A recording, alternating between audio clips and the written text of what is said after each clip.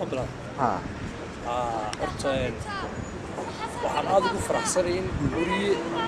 عدوس ما تعرف إنك قاوة warbixin marka anigana magacayga waxa la yiraahdaa Axmed Maxamed Xasan waa anoo ku hadlaya magaca naafada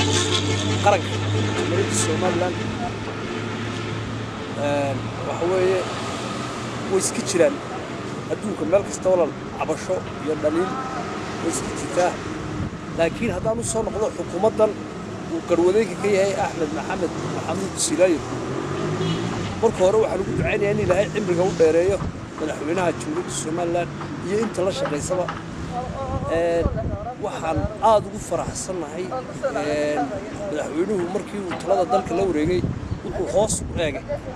bulshada jilicsan ee dadka naafada iyo magaraysa dadka jilicsan buu hoos u eegay marka ka soo qaata naafadoo kale annaka wax badan buu naga saaciday hadday shaqo tahay haddii ay tahay inuu noo keeno waxaanu ku socono oo wax weey awal hore meelba maanaan gaari jirnay noo keenay baabuur yar yar oo aan ku socono marka aad iyo aad baan horta madaxweynaha taa ugu ammaanaynaa qof kasta oo naafay inuu ogi madaxweynaha Jamhuuriyadda Soomaaliland Axmed Maxamed Maxamuud Silaayo wax qabadka uu muujiyay dadka naafada wax weey waqtiyadii hore ma baana heli jirin ba waxyaabahan ama shaqo han noqoto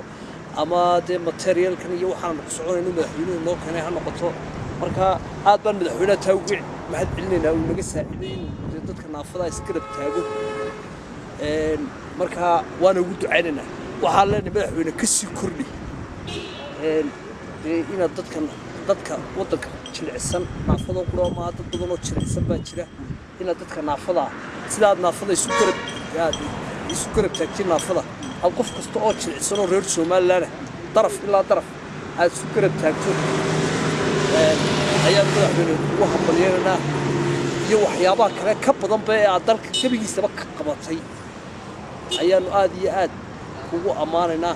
uguna hambalyeynaa uguna soo ducaynaynaa ma jirtaa baahiyo gaar oo dadka naafada ay qabaan oo halkan aad iga sheegi kartid way jiraan walaal wax weeye dadka naafada ma haystaan runtii waxbarashooyin meelaha maartay ay dadkan wax ka baran lahaayeen ama waxa aad iyo jaraala caqabad ku ah meelaha jirooyinka sidaas oo kale wax weeye qofku markuu jaradii ka bixi waayo uu ka dib dhacaya in waxbarashadii ka bogto ardaydii kale la galo dad badan oo iyagu laftoodu aan shaqo haynin way jirtaan garas dhaqan Soomaalidu iska leedahay oo jira hadii kala markuu qofku naafoobay laxadkiisa waayo dadku aad uma daneeyaan ma reerkooda faraaq qaada marka waxa la leeyahay dad badan oo magaraysa ilaa eheliyadooda faraaq qaadeen ayad madaxweyne soo noolaysay oo adigu bulshada inta ka dhex muuqda marka taas ayaa aad iyo aad madaxweynaha ugu hambalyeynaa walaal waatay warayska kooban aad iyo aad baan kaaga mahadnaqayaa ee halkan aad igu siisay